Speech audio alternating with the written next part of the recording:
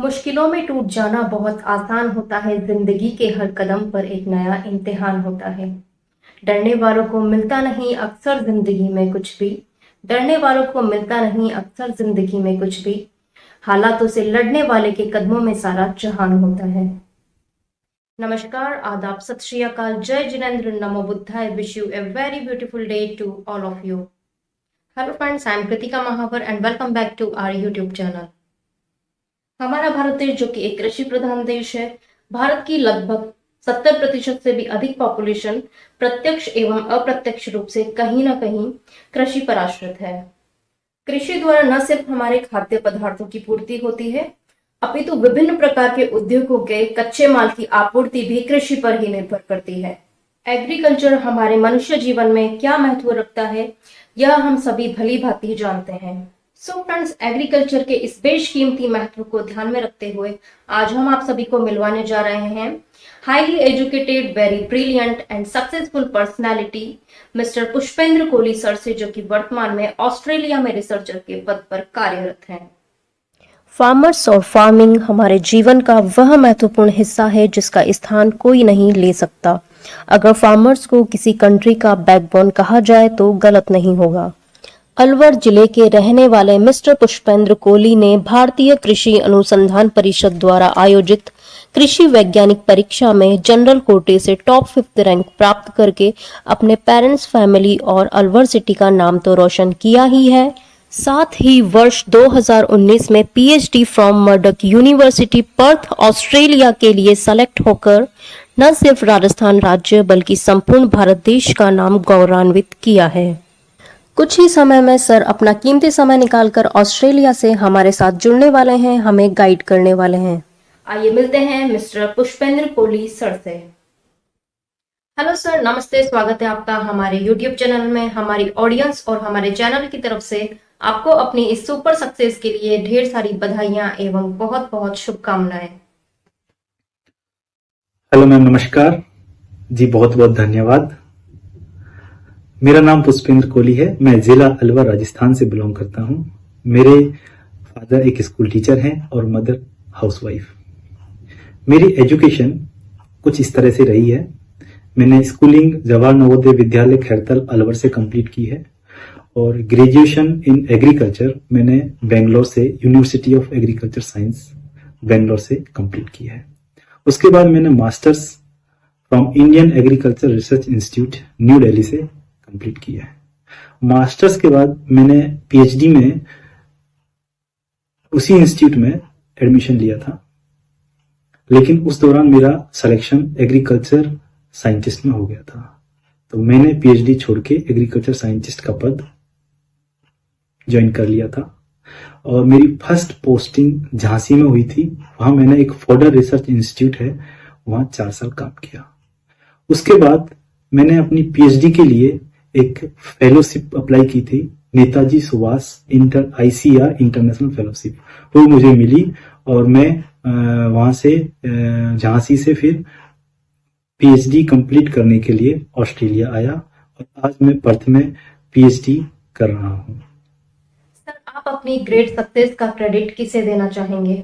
जी madam, किसी भी उपलब्धि को प्राप्त होने में बहुत सारे लोगों का हाथ होता है, लेकिन उन सब में सबसे महत्वपूर्ण हाथ अपने माता पिता का होता है, तो मैं भी ये श्रेय उन्हीं को देना चाहूंगा। दूसरे नंबर पे ये श्रेय मैं अपने टीचर्स को देना चाहूंगा, जो मेरे थ्रू आउट दी लाइफ इतने सारे टीचर्स आए और उन्होंने अपना जो इनपुट दिया और उन इनपुट की वजह से आज जो भी मुझे हासिल हुआ। और मेरे दोस्त, मेरे परिवार, मेरे रिलेटिव्स, मैं सभी को तहे दिल से उनको धन्यवाद देना चाहता हूँ। सर, आपकी करियर जर्नी कैसी रही? जी मैडम, मेरी कैरियर जर्नी अभी तक अच्छी रही। मैं आपको बताना चाहूंगा कि जब मैं मास्टर्स कर रहा था उस दौरान मैंने एक आईबीपीएस जो बैंक का एग्जाम होता है, institute of banking personal selection, वो एग्जाम दिया था। वो मैंने एग्रीकल्चर फील्ड ऑफिसर के लिए दिया था और वो एग्जाम 2 चरणों में होता है। एक तो मेंस एग्जाम होता है और एक एट लास्ट इंटरव्यू होता है। तो सौभाग्यपूर्ण मेरा उस एग्जाम में सिलेक्शन हो चुका था और मेरी जो पहली पोस्टिंग थी वो बैंक ऑफ इंडिया में थी। लेकिन उसी दौरान मेरा मास्टर्स के बाद पीएचडी में सिलेक्शन हो गया था, और उस पीएचडी में सिलेक्शन के बाद मैंने बैंक का ऑप्शन ऑप्ट नहीं किया, और मैंने वहां से रिजाइन किया और अपना पीएचडी कंटिन्यू किया। और जब मैं पीएचडी फर्स्ट ईयर में था, तब एग्रीकल्चर रिसर्च सर्विस की तरफ से जो एग्जाम होता है एग्रीकल्चर साइंटिस्ट रिक्रूटमेंट के लिए, तो वो एग्जाम मैंने दिया। और यह एग्जाम 3 चरणों में होता है। एक प्रीलिमिनरी होता है, दूसरा मेंस एंड फाइनल इंटरव्यू। और सौभाग्यपूर्ण मेरा इसमें भी सिलेक्शन हुआ, और आज मैं एग्रीकल्चर साइंटिस्ट के पद पर कार्यरत हूँ। सर, क्या एग्रीकल्चर साइंटिस्ट बनना आपका बचपन से ही ड्रीम रहा है? आपने इसे ही करियर के लिए क्यों चुना? कोई खास वजह? नहीं, बचपन से तो मुझे मैम ऐसा कोई आईसीआर साइंटिस्ट बनने का ऐसा कोई सपना नहीं था। लेकिन हाँ, बचपन में ये जरूर आता था कि बेसिकली स्कूल टाइमिंग में कि कोई अच्छा प्रेस्टिजियस जॉब जरूर करूं मैं। मुझे अगर आप एग्रीकल्चर साइंटिस्ट की तरफ जो रुझान आया, वो मुझे मेरे मास्टर्स में आया। जब मैं मास्टर्स कर रहा था, तो बेसिकली एग्रीकल्चर की मास्टर्स में 2 कंपोनेंट होते हैं। एक नॉर्मल कोर्स वर्क जो सामान्य किसी भी मास्टर्स में होते हैं, साथ ही साथ में यहाँ एक रिसर्च कंपोनेंट होता है। और वो उसी रिसर्च कंपोनेंट के दौरान मुझे कुछ इंटरेस्ट क्रिएट हुआ, और मैंने एग्रीकल्चर साइंटिस्ट के एग्जाम में बैठने का सोचा। सर, एक एग्रीकल्चर साइंटिस्ट के वर्क प्रोफाइल के बारे में हमें गाइड करें। जी मैडम, आईसीआर में साइंटिस्ट का जो वर्क प्रोफाइल है ये बहुत ही ब्रॉड है। इसको समझने से पहले मैं थोड़ा सा आपको आईसीआर के बारे में बताता हूँ। एक जो आईसीआर है, Indian council of agriculture research, ये एक ऑटोनोमस बॉडी है हमारे कंट्री के अंदर। और इस आईसीआर के अंदर लगभग मोर देन 100 इंस्टीट्यूट्स वर्क करते हैं, और उन इंस्टीट्यूट्स की जो मैंडेट्स हैं वो अकॉर्डिंग टू वहां का जो क्लाइमेट कैसा है और वहां किस तरह की क्रॉप्स उगाई जाती हैं, उसके हिसाब से सेट किया गया है।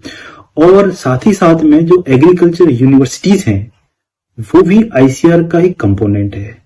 तो इन सब में बहुत सारी सब्जेक्ट्स आती हैं, और उसी सब्जेक्ट के हिसाब से हर एग्रीकल्चर साइंटिस्ट का उस सब्जेक्ट में चयन होता है, और वो अपने उस सब्जेक्ट में काम करते हैं। जैसे एग्जाम्पल के तौर पे फार्मिंग एक अलग सब्जेक्ट हो गया है, बागबानी एक अलग हो गया है, और फिशरीज जहाँ पे हम मत्स्य पालन करते हैं वो एक अलग हो गया है। एनिमल साइंस में भी अलग अलग हो जाता है। तो उन सबका अपना रोल होता है, अपना अपना एक दायित्व बनता है कि वो अपने फील्ड में काम करें, और बहुत ही ब्रॉड आप कह सकते हो इसको। सर, किसी स्टूडेंट के एग्रीकल्चर साइंटिस्ट बनने के लिए उसमें क्या एलिजिबिलिटीज होनी चाहिए? कैसे इस फील्ड में करियर बनाया जा सकता है? जी मैडम, ये प्रश्न आपका बहुत ही महत्वपूर्ण है कि एक आईसीआर साइंटिस्ट बनने के लिए क्या क्या योग्यताएं होनी चाहिए।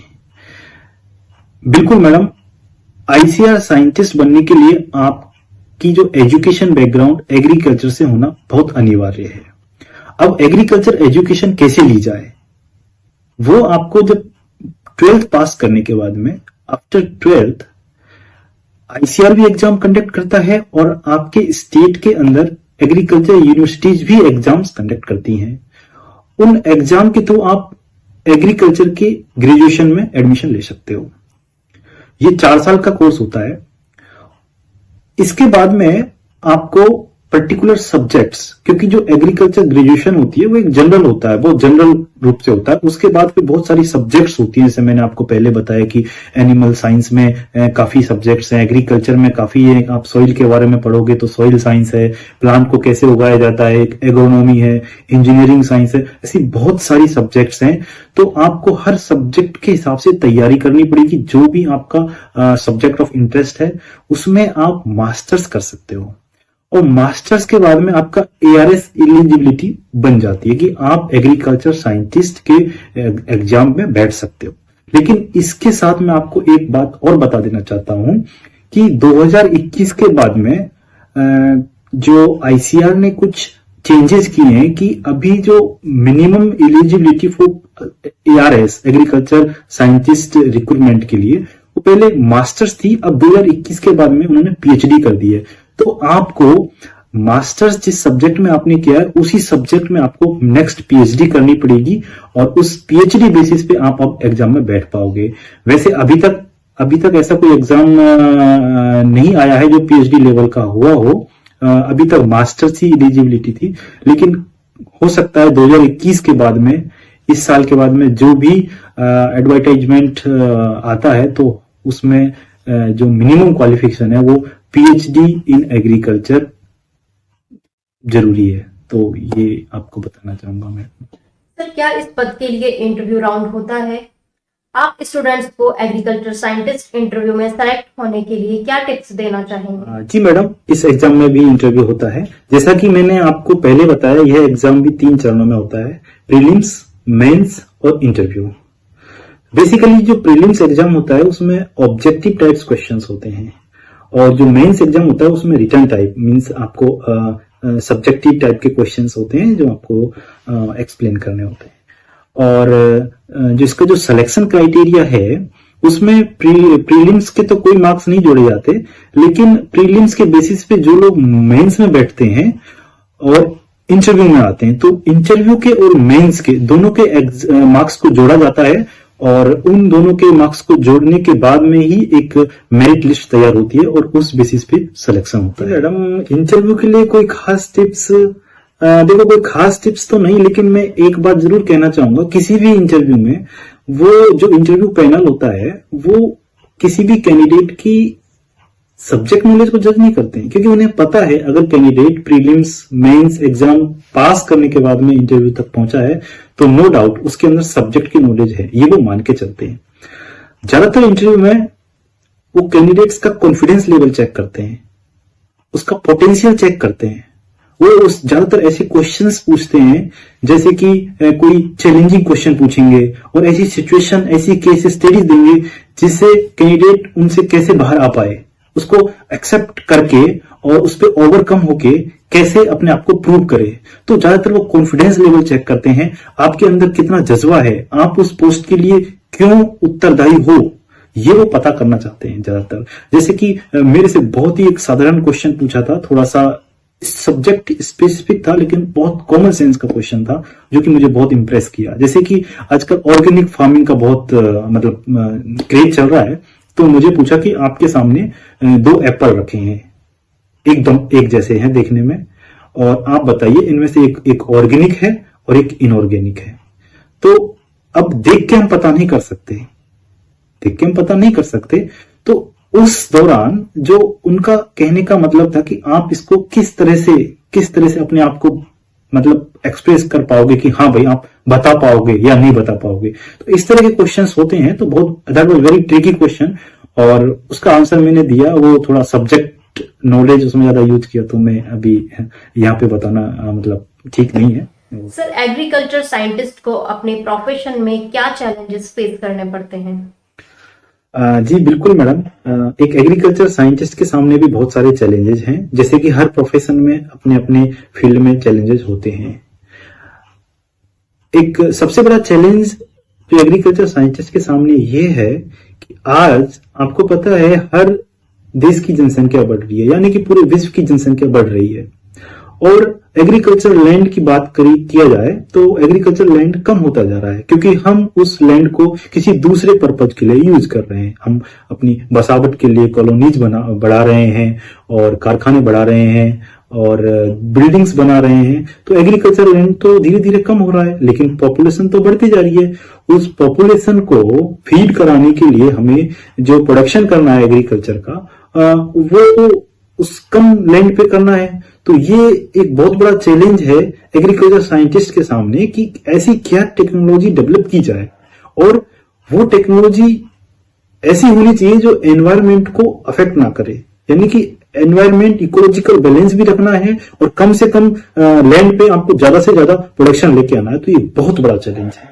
इसके साथ में और भी चैलेंजेस होते हैं, जैसे किसी भी टेक्नोलॉजी को आप डेवलप करने के बाद में उसको एज ए इंटरनेशनल लेवल या नेशनल लेवल पे अगर उसे आपको लेके आना है तो आपको पॉलिटिकल चीजों से भी गुजरना पड़ता है। तो वो भी एक बहुत बड़ा हर्डल होता है एक साइंटिस्ट के लिए कि आप अपनी बात को किस तरह से पॉलिसीज के अंदर लेके आओ, और साथ में आपको कोई भी टेक्नोलॉजीज है उसको फार्मर्स तक पहुंचाना है। अगर हम अपने देश में बात करें तो हमारे देश में फार्मर्स हैं, स्मॉल फार्मर्स हैं, मार्जिनल फार्मर्स हैं, और एजुकेटेड भी नहीं है, तो उन टेक्नोलॉजी को वहां तक पहुंचाने में भी एक चैलेंज फेस करना पड़ता है। तो ऐसे बहुत सारे चैलेंजेस हैं जो एक एग्रीकल्चर साइंटिस्ट को फेस करने पड़ते हैं। सर, आपके करियर से जुड़ा बेस्ट इंस्पायरिंग मोमेंट जो आपको आज भी आपके वर्क के लिए मोटिवेट करता हो। जी मैडम, मेरे करियर से जुड़ा हुआ अभी ऐसा इंस्पायरेशनल मोमेंट तो अभी तक ऐसा नहीं आया है, लेकिन बिल्कुल देखिए, मेहनत करते रहना चाहिए और एक दिन जरूर फल मिलेगा। तो मैं आशा करता हूं कि आपकी दुआ हमारे साथ रहेगी और हम एक दिन जरूर हमें कुछ ऐसा अचीवमेंट मिलेगा, तो हम आशा करते हैं। बिल्कुल सर, हमारे चैनल और ऑडियंस की शुभकामनाएं हमेशा आपके साथ है, बेस्ट विशेष आपके साथ है। आप इसी तरह तरक्की करते रहें, सफल होते रहें और हमें गाइड करते रहें। हम आपके उज्जवल भविष्य की कामना करते हैं। सर, आप हमारे YouTube चैनल को क्या फीडबैक देना चाहेंगे? यस मैम, आपके चैनल के लिए बहुत अच्छा फीडबैक है। मैं आपके इस काम की सराहना करता हूं और आपको बहुत बहुत बधाई देता हूं कि आप जिस तरह के जो यूजफुल टॉक्स और कंस्ट्रक्टिव टॉपिक को लेके आते हो और लोगों को जागरूक करते हो, स्पेशली स्टूडेंट्स को, तो मैं आपके काम की बहुत सराहना करता हूं और मैं मनोकामनाएं करता हूं ईश्वर से कि आप इस तरह से लोगों को जागरूक करते रहें, और बड़ा अच्छा लगता है और बहुत अच्छी बात है। और अंत में मैं बस एक बात कहना चाहूंगा, जो कि हमारे father of green revolution doctor M S. Swaminathan ने कहा था कि जिंदगी में एक बार आपको एक इंजीनियर की जरूरत पड़ सकती है घर बनाने के लिए, और एक साल में आपको एक डॉक्टर की भी जरूरत पड़ सकती है अगर बीमार होते हो, लेकिन आपको एक दिन में 3 टाइम एक फार्मर की जरूरत पड़ती है अपना पेट भरने के लिए। तो हमें ये समझना होगा कि एग्रीकल्चर हमारी जिंदगी में कितना इंपॉर्टेंट है। तो मैं रेस्पेक्ट करता हूं उन सभी फार्मर्स को, सभी फार्मर्स फैमिलीज को, सभी लेबर्स को जो फार्म में काम करती हैं, और इसी के साथ बहुत बहुत धन्यवाद। धन्यवाद सर, आपने हमारे चैनल और हमारी ऑडियंस के लिए अपना कीमती समय निकाला। हम आपके आभारी हैं। Thank you so much again. So friends, अगर आपको हमारी सक्सेस स्टोरी पसंद आती है तो प्लीज हमारे चैनल को सब्सक्राइब करके हमें मोटिवेट करना, प्रोत्साहित करना ना भूलें। आप सभी से रिक्वेस्ट है, हमारे इंटरव्यू को अधिक से अधिक साथियों के साथ शेयर करके और वीडियो को लाइक करें और हमें सपोर्ट करें। आप अपने ब्यूटीफुल कमेंट द्वारा मिस्टर पुष्पेंद्र कोहली सर को अपनी बेस्ट विशेष और शुभकामनाएं भी पहुंचा सकते हैं। जो भी फ्रेंड्स अपनी सक्सेस स्टोरी पब्लिक तक पहुंचाना चाहते हैं, शेयर करना चाहते हैं, वे दिए गए कॉन्टेक्ट नंबर पर हमसे संपर्क कर सकते हैं। फिर मिलेंगे आप सभी के लिए कुछ नया, कुछ खास लेकर। अपना कीमती समय देने के लिए बहुत बहुत धन्यवाद। जय हिंद, जय भारत।